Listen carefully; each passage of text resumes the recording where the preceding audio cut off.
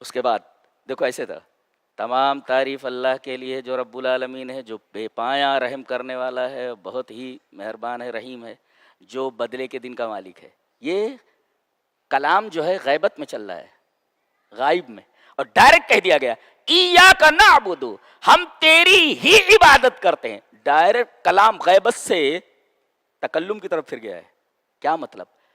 پتہ یہ چلا کہ جب آدمی عبادت کے لیے کھڑا ہو اور جب اللہ سے مانگنے کے لیے کھڑا ہو تو ایسا احساس ہو جیسے وہ رب کے سامنے کھڑا ہوا ہے۔ جی، اسی کو مقام احسان کہتے ہیں۔ حدیث جبریل میں ہی کہا گیا الاحسان ان تعبد اللہ کانک ترا، تم اللہ کی عبادت اس طرح کرو گویا کہ تم اللہ کو دیکھ رہے ہو۔ اب ظاہر ہے کہ ایاک نعبد، ہم تیری ہی عبادت کرتے ہیں، سامنے ہے نا اللہ، سامنے اللہ ہے، اس سے آپ کہہ رہے ہیں ہم تیری۔ اچھا دیکھو، 3 جملے ہوتے ہیں، میں تیری بیوی ہوں، ایک میں تیری بھی بیوی ہوں، اور ایک میں تیری ہی بیوی ہوں۔ کون سا جملہ چلے گا؟ میں تیری بھی بیوی ہوں، کتنی خطرناک بات ہے۔ شوہر فوراً جوتا اٹھائے گا، چل نکل یہاں سے۔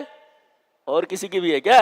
تیری بھی بیوی ہوں، اور تیری بیوی ہوں، ہو سکتا ہے کسی اور کی بھی ہوں، لیکن جب کہہ دیا تیری ہی بیوی ہوں تو یہ حصر ہو گیا۔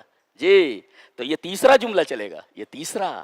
اللہ تبارک و تعالیٰ نے ایاکا کو پہلے لا کر کے اسی حصر کو بیان فرمایا ہے، ہم تیری ہی عبادت کرتے ہیں، یعنی تیرے علاوہ کسی کی عبادت نہیں کرتے۔ اور یہ کیسے کہہ رہے ہیں آپ؟ اللہ سامنے ہے، بالکل ایاکا، ہم تیری عبادت، اللہ سے بول رہے ہیں آپ، ایاکا نعبد۔ اس کا مطلب یہ ہوا آدمی جب اللہ کی عبادت کرے تو ایسا لگے جیسے وہ اللہ کے دربار میں کھڑا ہوا ہو، اللہ کے سامنے کھڑا ہوا ہو، اور جب مانگ رہا ہو وَإِيَّاكَ نَسْتَعِينُ، اور تجھ ہی سے مدد مانگتے ہیں، جب اللہ سے مدد مانگے تو ایسا لگے جیسے وہ اللہ کے سامنے کھڑا ہوا ہو۔ جی، پھر جب اللہ کے سامنے کھڑا ہوا ہے تو مانگنے کے لیے یہ جو باتیں کہی جاتی ہے، عقلی ڈھکوسلے لائے جاتے ہیں کہ بزرگوں کا وسیلہ ہے، فلاں بڑی شخصیت کا وسیلہ، میں کہتا ہوں جب سامنے رب ہے اور تم اس کے سامنے کھڑو، بیچ میں وسیلہ کہاں سے آیا؟ وسیلہ کہاں سے آیا؟ تو ایاک نعبد و ایاک نستعین نے خود وسیلے کی رد کر دیا ہے۔ ایاک نعبد، ہم تیری ہی عبادت کرتے، بندہ ہے اور رب ہے، بیچ میں کون ہے؟ بیچ میں کوئی نہیں ہے۔ جی، ایاک نعبد، تم مانگو تو ایسا لگے جیسے رب کے سامنے کھڑے ہو، یہ احساس ہو، اور جب عبادت کرو تو ایسا احساس ہو کہ ہم رب کے سامنے کھڑے ہوئے ہیں۔